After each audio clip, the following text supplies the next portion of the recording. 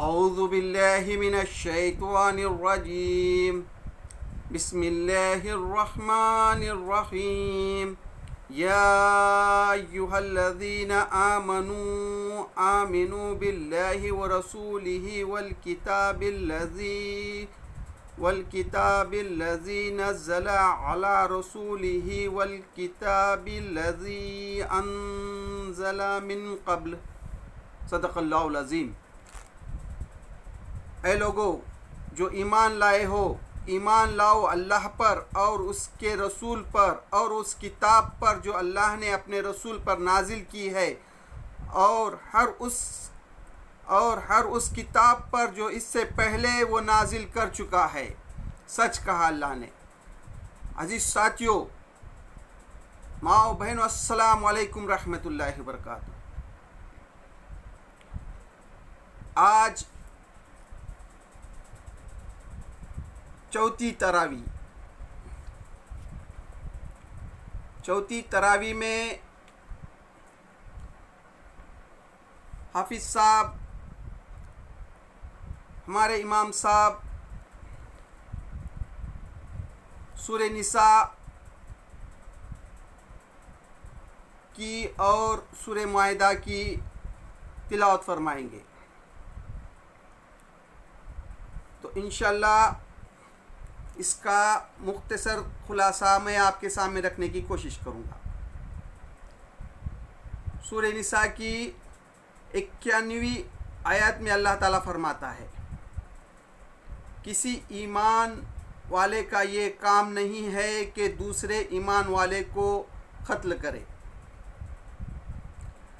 اللہ تعالیٰ یہاں حکم دے رہا ہے کہ کوئی ایمان والے دوسرے ایمان والے کو قتل نہ کرے۔ کسی مسلمان کو جان بوجھ کر قتل کرے تو اس کی سزا جہنم ہے۔ کوئی اگر کسی مسلمان کو جان بوجھ کر قتل کرتا ہے تو اس کی سزا جہنم ہے۔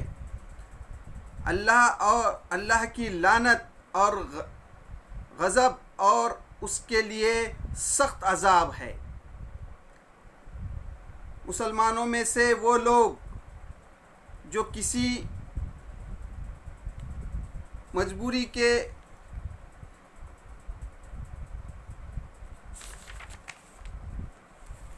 اور پھر اللہ تعالیٰ جو ہے یعنی جان بوجھ کر قتل کرنے والوں کا کسی مسلمان کا جان بوجھ کر قتل کرتا ہے تو اس کی سزا جہنم ہے۔ اور پھر آگے اللہ تعالیٰ فرماتا ہے،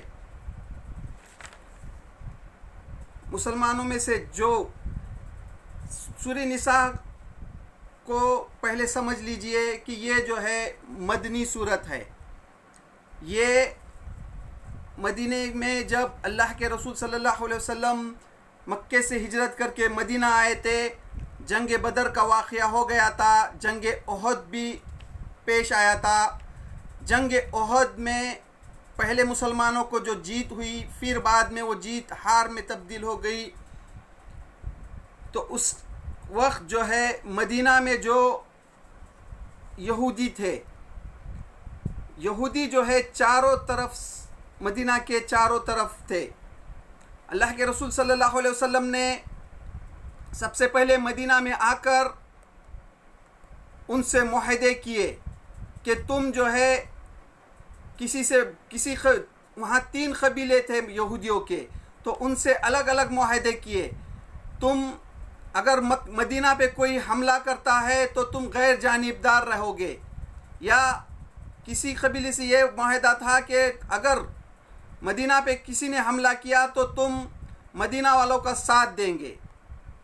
اس طرح سے یہ معاہدے تھے۔ پھر جب جنگ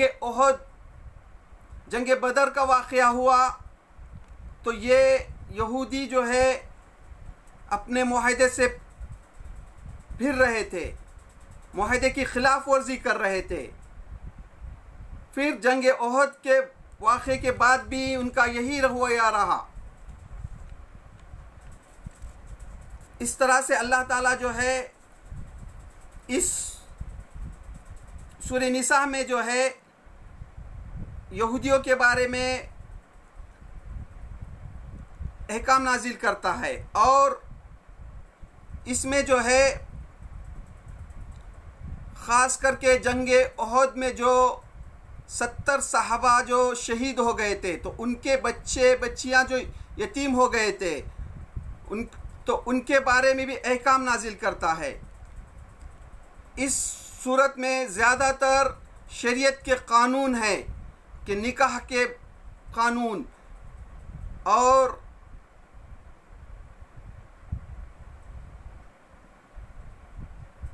وارثات کی تقسیم اور یتیموں کی پرورش کے احکام۔ تو اس طرح سے اس صورت میں یہ بھی فرمایا جا رہا ہے کہ اللہ تعالیٰ یہ بھی احکام نازل کرتا ہے کہ کوئی مسلمان کسی دوسرے مسلمان کو قتل نہ کرے، اور پھر آگے اللہ تعالیٰ فرما رہا ہے کہ مسلمانوں میں سے جو لوگ کسی مجبوری کے بغیر اگر گھر بیٹھے رہے، اللہ نے بیٹھنے والوں کے مقابلے میں جان و مال سے جہاد کرنے والوں کا درجہ بڑا کرا ہے، یعنی جہاد کا حکم دیتا ہے اللہ تعالیٰ۔ جو کوئی اللہ کی راہ میں ہجرت کرے گا وہ اسے اگر اس کو موت آ جائے اس کا بدلہ اللہ کے ذمے ہے۔ اللہ کے راہ میں جو ہجرت کرتا ہے تو اگر اس کو ہجرت کرتے وقت موت آ جائے تو اس کا بدلہ اللہ کے پاس ہے۔ پھر جنگ احد کے بعد جو یہودیوں سے جو کشمکش چل رہی تھی، تو اس وقت جو سفر پہ جو تھے تو وہاں پر نماز قصر کا بھی حکم دیتا ہے اللہ تعالیٰ، یعنی قصر میں کس طرح سے نماز پڑھے، اور جنگ کی حالات میں کس طرح سے نماز پڑھے۔ ایک جماعت جو ہے تو نماز پڑھے، دوسری جماعت لڑتے رہے، تو وہ بھی احکام نازل کرتا ہے خوف کی حالت میں کس طرح سے نماز پڑھے۔ اور جب تم کو امن میسر آئے تو وہاں اس وقت سورہ نساء کی 103 نمبر کی آیت میں فرماتا ہے، اور جب اطمینان حاصل ہو جائے تو پوری نماز پڑھو۔ نماز حقیقت میں ایسا فرض ہے جو وقت کی پابندی کے ساتھ لازم ہے۔ اس طرح سے اللہ تعالیٰ جو ہے نماز کا احکام نازل کرتا ہے، یعنی نماز کی کتنی اہمیت ہے یہ یہاں سمجھ میں آتی کہ جنگ کی حالات میں بھی نماز کو پڑھنے کا حکم دیتا ہے، ادا کرنے کا حکم دیتا ہے اللہ تعالیٰ۔ سفر کی حالات میں بھی ہے تو آپ کو قصر نماز پڑھنے کا حکم دیتا ہے۔ اگر پانی میسر نہیں ہے تو تیمم کے احکام نازل کرتا ہے اس صورت میں اللہ تعالیٰ۔ تو یعنی نماز کی اہمیت کو یہاں ہم کو سمجھ میں آتی کہ لازم ہے جب تم کو امن میسر آئے تو نماز پوری ادا کرے۔ پھر اللہ تعالیٰ آگے فرماتا ہے جو لوگ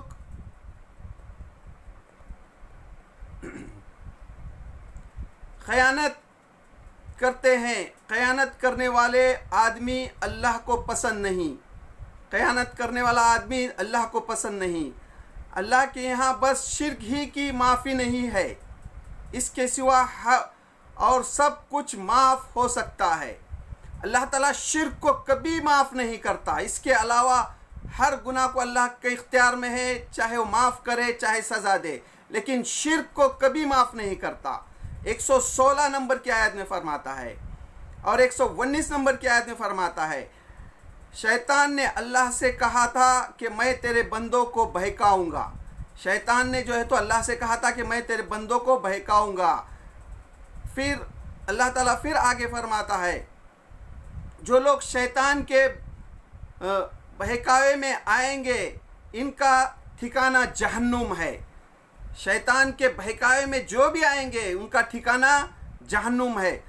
اور جو لوگ ایمان لائے ان لوگوں کو جنت کی بشارت دیتا ہے اللہ تعالیٰ 122 نمبر کی آیت میں. پھر 125 نمبر کی آیت میں اللہ تعالیٰ ابراہیم علیہ السلام کا ذکر کرتا ہے.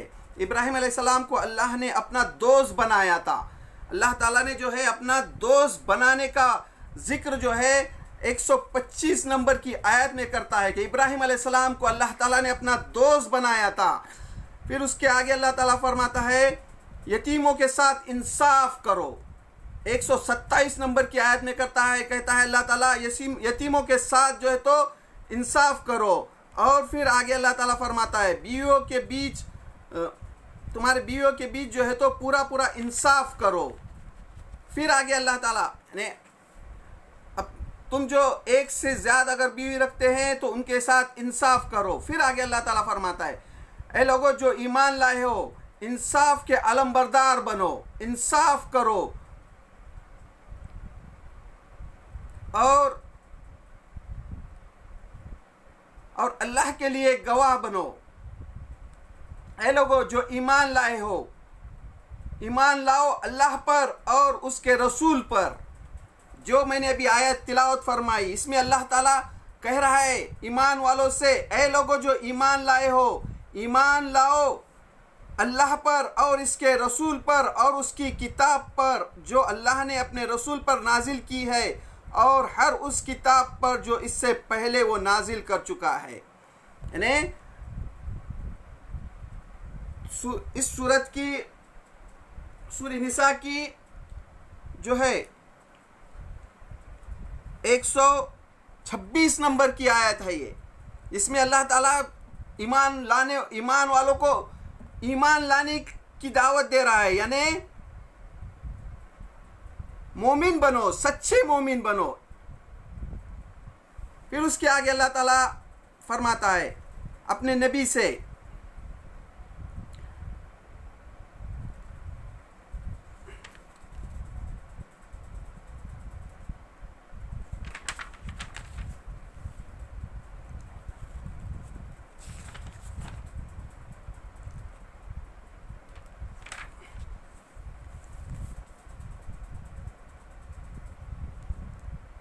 پھر جو ہے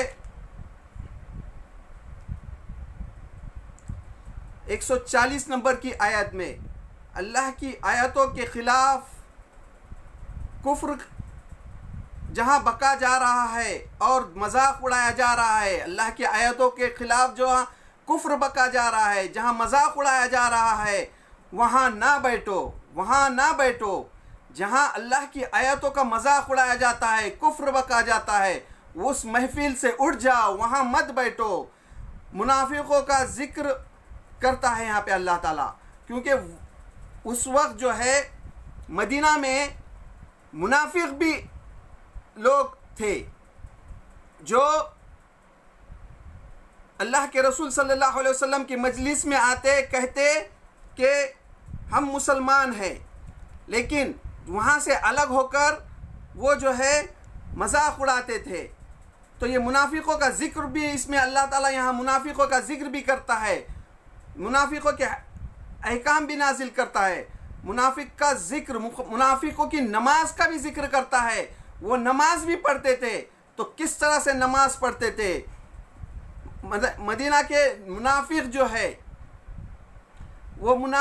ہے وہ اگر جنگ ہو جائے تو وہ ادھر سے بھی امن میں رہے اور مکے والوں سے بھی امن میں رہے, اس لیے جو ہے تو منافق دل میں رکھتے تھے. تو اس کے یہ احکام نازل کرتا ہے. یہ جو اللہ کے رسول صلی اللہ علیہ وسلم سے حسد کرتے تھے یہ لوگ, تو یہ حسد یہ اپنے جب اللہ کے رسول صلی اللہ علیہ وسلم کے محفل سے نکل کر جب دوسری طرف جاتے تو وہاں مذاق کرتے. تو یہاں اللہ تعالیٰ کہہ رہا ہے کہ منافقوں کے جہاں آیتوں کا قرآن مجید کی آیتوں کا مذاق اڑا جا رہا ہے تو وہاں نہ بیٹھو. پھر آگے اللہ تعالیٰ فرماتا ہے اللہ اس کو پسند نہیں کرتا کہ آدمی بدگوائی یعنی بری بات کہنے پر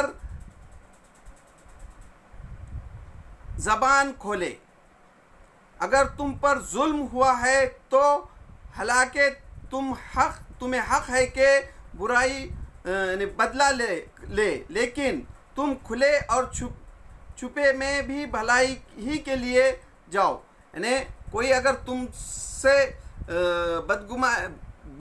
برا سلوک کرتا ہے تو بھی تم اس کے ساتھ بھلائی کا سلوک کرو. یہ کم سے کم برائی کو اس کو معاف کر دو. اس نے جو تم سے برائی کی ہے اسے معاف کرو. اب جو ہے یعنی یہی اخلاق تھے جس کی وجہ سے جو ہے لوگ جوگ در جوگ اسلام میں داخل ہو رہے تھے. یعنی ہر طرف سے ان پر پہاڑ توڑے جا رہے تھے, مکے میں ستایا جا رہا تھا, اور پھر بھی جو ہے وہ بھلائی سے کام لیتے تھے. پھر وہاں سے ہجرت کر کے مدینہ میں آئے. وہاں پر بھی منافق ان کے ساتھ کیسا سلوک کرتے تھے, یہودی کس طرح سے ان کے ساتھ سلوک کرتے تھے, اور یہودیوں کی ایک ایک پول کھلتی جا رہی تھی. مذہب کے معاملے میں لوگ ان کی طرف دیکھتے تھے. تو اللہ تعالیٰ اس وقت جو ہے ان کے جو غلط عقائد تھے وہ کھول کر بیان کر رہا تھا عیسیٰ علیہ السلام کے بارے میں, اور وہ جو سود کی حرمت کا. تو یہ تقریباً ان کے جو غلط عقیدے تھے اللہ تعالیٰ یہاں کھول کر بیان کر رہا تھا. تو ان کے جو ہے پورے جو غلط عقیدے تھے یہ سب سامنے اجاگر ہو رہے تھے. اسی طرح آج کے دور میں ہم دیکھیں کہ آج جو برائی غزہ میں جو جن پر ظلم ہو رہا ہے, آج انہوں نے اپنے اخلاق سے دکھا دیا دنیا کو کہ اسلام کس طرح سے تعلیم دیتا ہے, کہ انہوں نے جو ہے ان کے جو ہاسٹیج کو ہے کس طرح سے اپن خود کو کھانے کو نہیں ہے لیکن انہوں نے ان کو کھلایا اور ان کی کتنی اچھی سی دیکھ بھال کی اور ان کو رہا کیا. یہ بھی ان کو دیکھا نہیں جا رہا ہے. یہ ہے اخلاق اسلام کے. اور بخلاف اس کے آپ جو ہے وہ فلسطین کے مسلمانوں کو دیکھیے, وہ جو ہے ان کو جو پکڑتے ہیں تو ان کے ساتھ کتنا بد سلوک کرتے ہیں, پھر بھی یہ جو ہے یہ سب معاف کرتے ہیں. آج انہوں نے مثال قائم کی صحابہ کی, آج یاد تازہ کی انہوں نے. تو یہ اس طرح سے اللہ تعالیٰ جو ہے یہاں پر حکم دیتا ہے 148 نمبر کی آیت میں کہ تم جو ہے تو برائی کا بدلہ جو ہے تو بھلائی سے کرو. پھر اس کے آگے اللہ تعالیٰ اپنے نبی سے کہتا ہے, اے نبی یہ اہل کتاب یہودی آسمان سے کوئی تحریر ان پر نازل کرو. یعنی اللہ کے رسول صلی اللہ علیہ وسلم سے یہ کہتے تھے کہ آسمان سے ہم پر کوئی تحریر نازل کرو. اس طرح سے وہ اللہ کے رسول صلی اللہ علیہ وسلم کو کہتے تھے. تو اللہ تعالیٰ کہتا ہے کہ یہ جو ہے یہ تو موسیٰ علیہ السلام کو یہ کہہ چکے ہیں کہ یہ جو ہے تو جب تک ہم آنکھوں سے نہیں دیکھیں گے اللہ تعالیٰ کو تب تک ہم ایمان نہیں لائیں گے. اور اس کے بعد پھر جو ہے وہ اس کے بعد پھر اور جو ہے تو بچڑے کو معبود بنا دیا انہوں نے. اس کا بھی ذکر کرتا ہے اللہ تعالیٰ 153 نمبر کی آیت میں. پھر اس کے بعد آگے تعالیٰ اس یہودیوں کا ذکر کرتا ہے کہ ان کو اللہ تعالیٰ نے جو ہے ان کے اوپر آسمان کا ایک ٹکڑا لایا تھا اور ان سے وعدہ لیا تھا کہ تم جو ہے تو سبت کے دن کا ان نافرمانی نہیں کرو گے. یعنی ہفتے کے دن ان کو عبادت کے لیے خاص کیا گیا تھا, لیکن اس کو بھی انہوں نے اس کی نافرمانی کی اور اس کے قانون کو بھی توڑا. یعنی سبت یعنی ہفتہ یعنی شنیوار کے دن خالص جو تھا ان کی عبادت کا تھا. اور اللہ تعالیٰ نے اس کا انشاءاللہ سورہ اعراف میں تفصیل سے آئے گا کہ انہوں نے سبت کے قانون کو کس طرح سے توڑا, یعنی مچھلیوں کو کس طرح سے یہ کرا. اس کا تفصیل سے جو ہے تو سورہ اعراف میں واقع آئے گا. جس طرح سے ہم کو جمعہ کے دن جو ہے تو اذان سے لے کر نماز تک کوئی کام نہیں کرنا چاہیے, اسی طرح ان کو جو ہے تو سبت کا دن دیا تھا. تو اس کا ذکر کر رہا ہے کہ انہوں نے کس طرح سے خلاف ورزی کی. پھر اس کے آگے اللہ تعالیٰ فرماتا ہے, اور یہ خود یہودی کہتے کہ ہم نے عیسیٰ علیہ السلام کو قتل کیا. عیسیٰ علیہ السلام کو جو ہے تو قتل کیا یہ خود کہتے ہیں. پھر اللہ تعالیٰ آگے فرماتا ہے کہ عیسیٰ علیہ السلام کو تم نے قتل نہیں کیا بلکہ جو ہے تو اللہ تعالیٰ نے ان کو آسمان پر اٹھایا ہے, اوپر اٹھایا ہے, اپنے پاس اٹھایا ہے. یہ سورہ نساء کی 158 نمبر کی آیت میں فرماتا ہے. پھر آگے اللہ تعالیٰ فرماتا ہے, اے نبی ہم نے اللہ نے نوح اور پھر جو ہے تو نوح علیہ السلام، اس سے پہلے ابراہیم علیہ السلام، اسماعیل علیہ السلام، یعقوب علیہ السلام، عیسیٰ علیہ السلام، ایوب علیہ السلام، یونس علیہ السلام، ہارون علیہ السلام، سلیمان علیہ السلام اور داؤد علیہ السلام. تو اس طرح سے اللہ تعالیٰ نے یہ تمام نبیوں کو بھی یہ دی تھی، مطلب نبی بنایا تھا، اور ان کو بھی جو ہے تو اللہ کے احکام دیے تھے، کتابیں دی تھی، اور داؤد علیہ السلام کو زبور دیا تھا. اس کا بھی ذکر کرتا ہے. اس سے پہلے بھی رسول ہم نے بھیجے ہیں، یہ رسول کے علاوہ بھی اور رسول بھیجے ہیں. تو اس طرح سے جو ہے سورہ نساء میں جو ہے یہ جو یہودی جو ہے، یہ جو جنگ احد کے بعد جو سر اٹھا رہے تھے، تو اللہ تعالیٰ نے ان کے جو ہے تو پول کھولی اور ان کا جو ہے تو جو باطل عقیدہ تھا اس کو اجاگر کیا، اور ان کی جو حسد تھی یہ کھول کر رکھ دیا اللہ تعالیٰ نے. پھر اس کے بعد جو ہے یہ سورت اختتام کو ہو جائے گی، اور پھر سورہ مائدہ چالو ہو جائے گی. سورہ مائدہ بھی یہ جو ہے یہ صلح حدیبیہ کے بعد نازل ہوئی سورت ہے. تو اس میں بھی جو ہے اس میں بھی شریعت کے احکام ہی ہیں. اس میں جو ہے جانور، کون سے جانور کھا سکتے ہیں، ذبح کرے ہوئے جانور، اور جو پاک چیزیں کون سے ہیں وہ کھا سکتے ہیں. جو حلال اور حرام کی تمیز بتائی اللہ تعالیٰ نے اس میں صورت میں جو ہے تو شراب کو حرام کیا گیا. یعنی مدینہ میں آ کر جو ایک چھوٹی سی اسلامی ریاست قائم ہو گئی تھی، تو یہاں جو ہے شریعت کے احکام نازل کر رہا تھا اللہ تعالیٰ.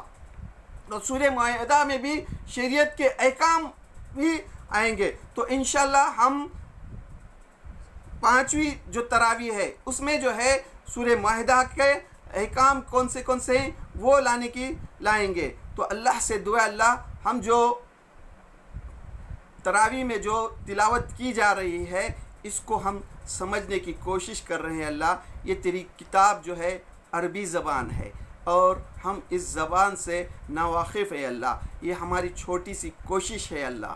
اس کے پیچھے مقصد یہی ہے اللہ کہ ہم تیرے جو قرآن مجید جو ہے اس کو سمجھ سکے. یہ عربی کلام جو تیرا ہے اس کو ہم سمجھ سکے. اس کی ہم کو صحیح سمجھ نصیب عطا فرما. اور بے شک مالک اس میں ہم سے غلطیاں ہیں، غلطیاں ہیں، بہت غلطیاں ہیں اللہ. لیکن تو معاف کرنے والا ہے، تو معافی کو پسند کرتا ہے. بس ہم کو معاف کر دے، اور یہ جو تیرا کلام ہے اس کو سمجھ کر عمل کرنے کی توفیق دے. اور یہ تیرے کلام کو اچھے علماء کرام کو توفیق دے کہ وہ اس کام کو انجام دے، اور تیرے کلام کو دنیا کے 8 بلین لوگوں تک پہنچانے کی توفیق دے. اے اللہ ہم سے جو غلطی ہو رہی اس کو معاف کر دے، اور قرآن مجید کو سمجھ کر عمل کرنے کی توفیق دے. وآخر الدعوانا ان الحمد للہ رب العالمین.